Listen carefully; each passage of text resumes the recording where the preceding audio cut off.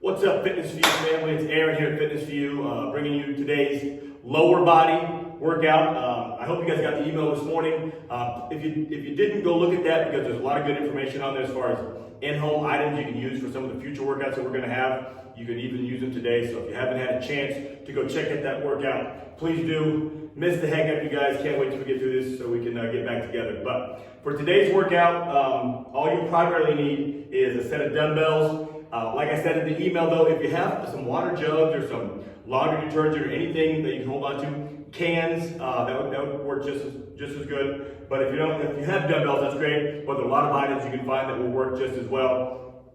You'll also need a chair or a bench or something like that, as well as maybe like a step. And I'll show you how we're going to use all this stuff. You can use a couch if you don't have a bench or whatever. So let's jump right into it. Today's format, we're going to do 5 exercises.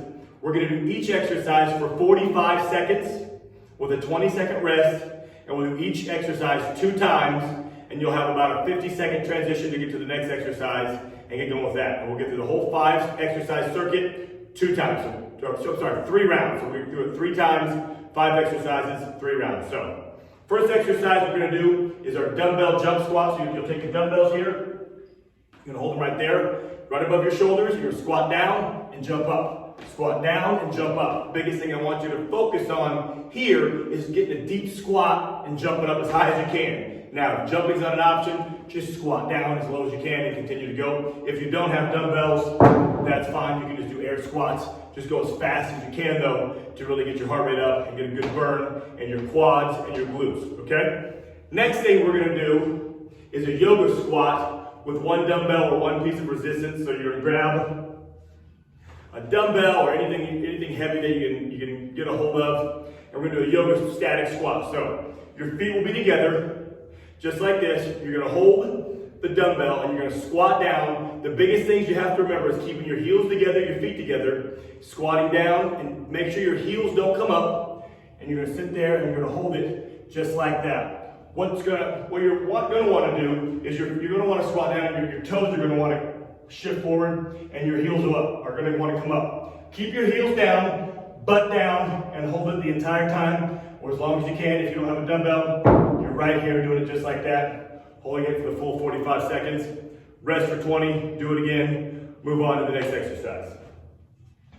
Then we're going to take our dumbbells, if you have them, and we're going to do a reverse lunge to a knee up. So instead of stepping forward and doing an alternating lunge like we normally do, we're going to step back and do a reverse lunge and come up and do a knee up, right back into that reverse lunge. 1 leg at a time. So I'll show you from the side. Reverse lunge, back straight, into a knee up. Now, you're gonna do 1 leg at a time. Start with your non-dominant leg, start with your left leg if you're right-handed. Do that for the full 45 seconds. Switch legs, do it on your second set, and then move on to the next exercise. Now, this is where you're gonna need a couch or a chair or a bench if you have one. You're going to have a couple different options. If you have a resistance band, I'll show you a variation you can do here. But we're going to do 1 leg at a time. We're going to do hip thrusts. So we're going to work on the hamstrings and the glutes. So what I want you to get close to the bench or the couch or the chair, whatever you have there. You take your dumbbell, put it on your hip. And so we're working the foot that's on the bench is the leg we're working. So you're going to put this other foot in the air, drive that hip as high as you can, and right back down. Just like this. So this is one option. If you don't have a dumbbell, you don't need it. You can go just like this.